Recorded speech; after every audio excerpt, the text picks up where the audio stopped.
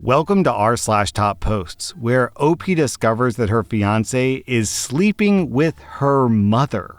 Our next Reddit post is from OK category. I'm a 31-year-old woman. My fiancé is a 35-year-old guy, and my stepmother is 52.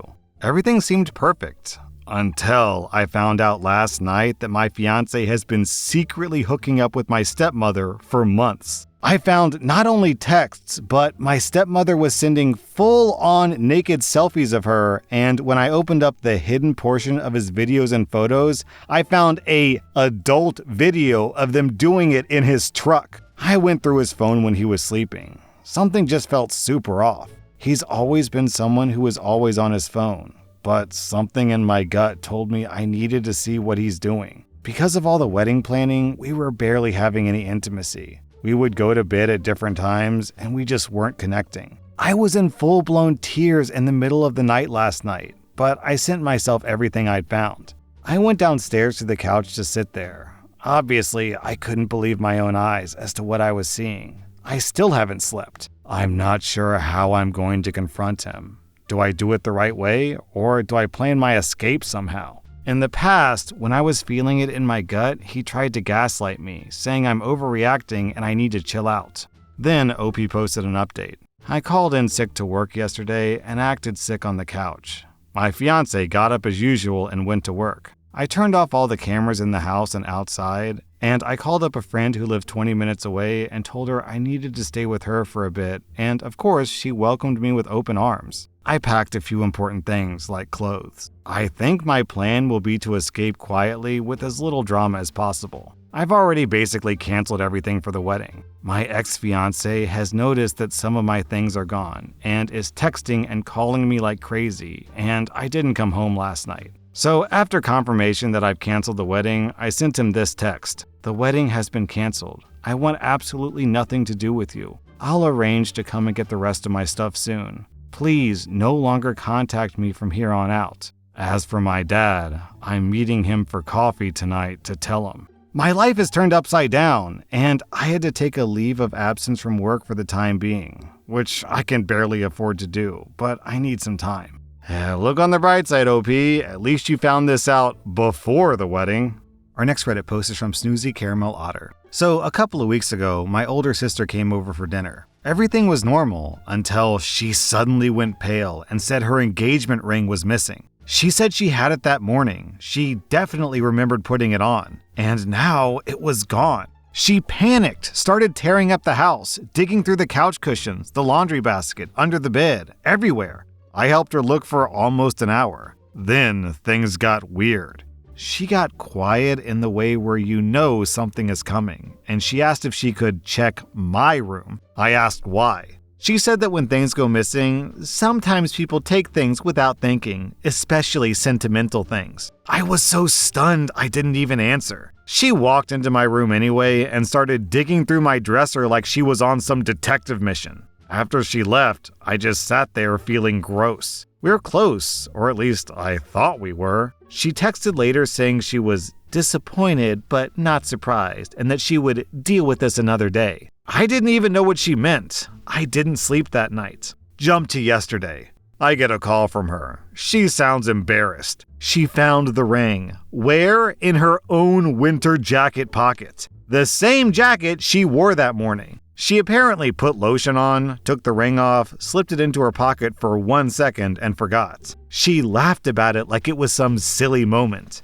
Then she added, "Well, at least now we know you didn't take it." As if I should feel grateful for being cleared. I told her straight up how hurtful the accusation was. She said I was being dramatic and that stress makes people say things. And now she's telling our mom that I overreacted and made her feel guilty on purpose. I don't even know how to respond. I didn't take anything. I helped her search, and somehow I'm still the bad guy in the story. Well, I suppose the easy solution would be to not allow her back into your home out of fear that she might lose something and blame you again. Today I effed up by not realizing I was dating my girlfriend. So, I'm incredibly stupid. I'm a 22-year-old woman, and I've apparently been dating my best friend, also a 22-year-old woman, for 4 months now, without knowing.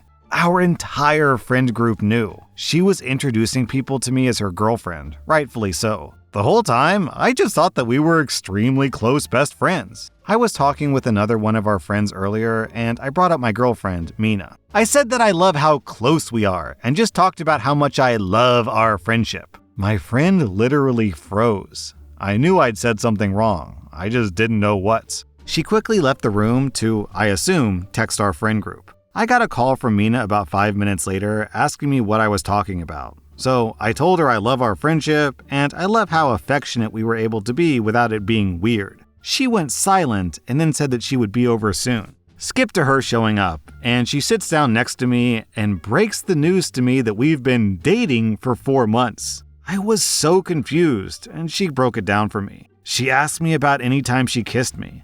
I thought they were just friendly kisses. On the cheeks, forehead, side of the head, on the shoulder if she passed me in the kitchen, hell, even the lips. But I still thought everything was just platonic. We never made out though, it was just pecks. Anytime we went out for a date, I thought we were going out as just friends. Even the really romantic dinners. I was just under the impression we were great friends. The pet names? Just being friendly. People use pet names platonically all the time. I bet the big question is, what about the day she asked you to make it official? This is the most embarrassing part. She asked me if I wanted to go out with her.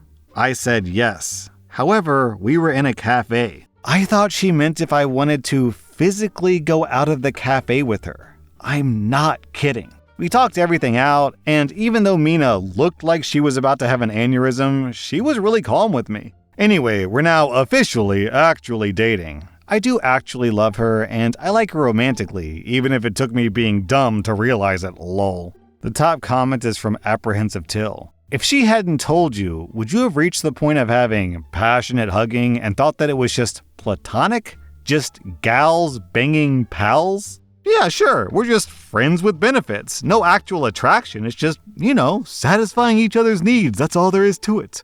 Our next Reddit post is from Deleted.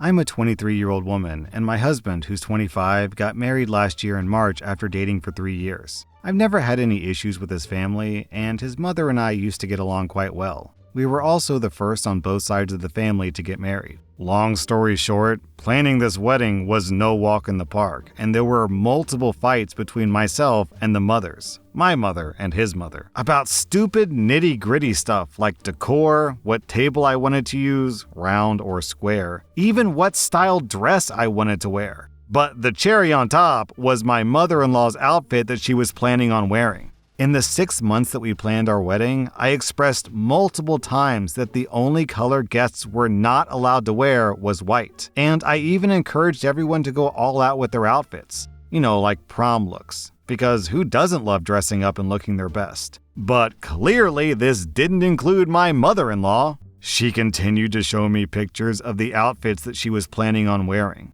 all of which were completely white. I tried multiple angles with her. First trying to nudge her in a different color direction, then casually bringing up the no white rule. I even asked my husband and mother to talk to her about not wearing white, as my direct approach didn't seem to work. Telling her to straight up not wear white. The moment I realized I needed to think of a serious plan fast was when one of her online orders arrived and I just happened to be there. Finally, I got to see this outfit, and to be honest, I prepared myself for the obvious. That it would be white, and to even consider letting the whole thing slide with her just to spare myself the mental strain. But I never thought that she would order a literal wedding dress. Thank goodness it was one of those expectation versus reality moments, and the dress quality was terrible and it went straight to the trash. Now, to what I thought was an excellent plan. After venting to my sister and the other bridesmaids about the whole situation, I suggested there should be some kind of punishment for guests should they show up in white. And so the jacket of shame idea started. My sister helped me shop for the perfect jacket, a yellow reflective jacket that you usually see construction workers wear. But the fun didn't stop there. To make sure everyone was aware of the consequences, my sister helped me set up a decorating station at my bridal shower to decorate this jacket of shame, and it turned out to be quite the hit. My friends and family members enjoyed using glitter pens and colorful Sharpies to give the jacket its shame by writing things like, "How dare you show up in white?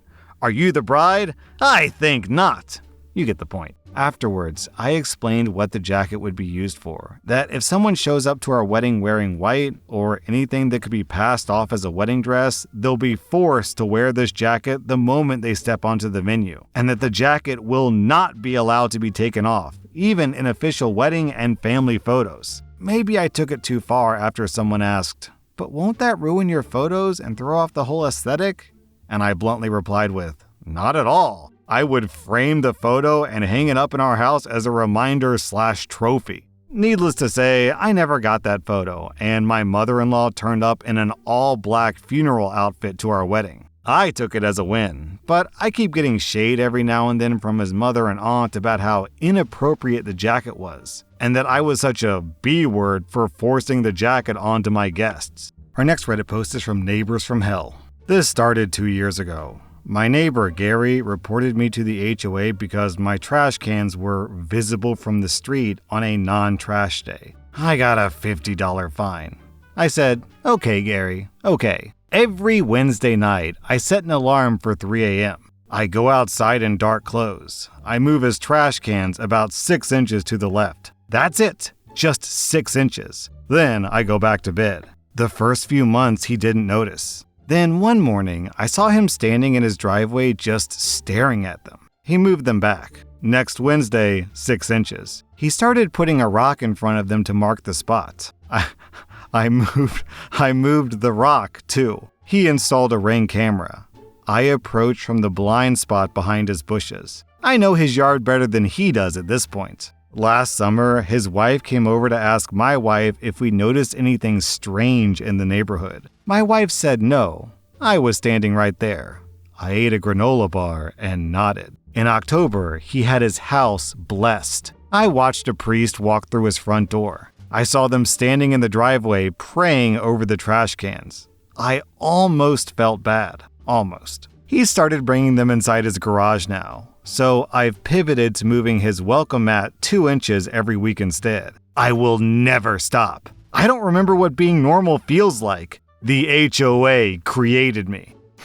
I like the top post from Fred Dingleberry. I mean, at this point, don't even worry about the Ring cam. Just dress like a demon and don't forget to whisper his name into the Ring cam. Don't make him wonder. Make him poo his pants. Our next Reddit post is from rSlash which is a subreddit about making fun of people's bad names. I saw my boyfriend's birth certificate and I thought it was a typo. We've been together 3 years. I know him as Kyle. He signs things Kyle, K-Y-L-E. His email says Kyle. We were applying for a mortgage, so we had to dig out the heavy-duty paperwork. He hands me his birth certificate from the folder and goes to the kitchen to get coffee. I look down. It's not Kyle, it's Kyle. K-H-Y-E-A-L. It looks like a sound you make when you vomit. I searched his name on the internet and this subreddit came up. Any idea of its origin? I yelled his name, or at least how it sounds, and he came back looking guilty as hell. He legally changed it to the normal spelling when he was 18 on everything he could, but the birth certificate is the original sin. Apparently, his mom wanted to be unique. I asked about his brother, whom I know as Luke. He sighed and told me to sit down. It's Lehuk, L-H-E-W-K. I can't look at his family the same way. We have dinner with them on Sunday. Lehuk is bringing the salad. Honestly, I think Lehuk is more of a vomiting sound than Kyle, so at least he got the better name of the two. That was r/Topposts from Reddit, and if you like this content, check out my podcast where I publish the exact same episodes. Also, hit that subscribe button because I put out new Reddit videos every single day.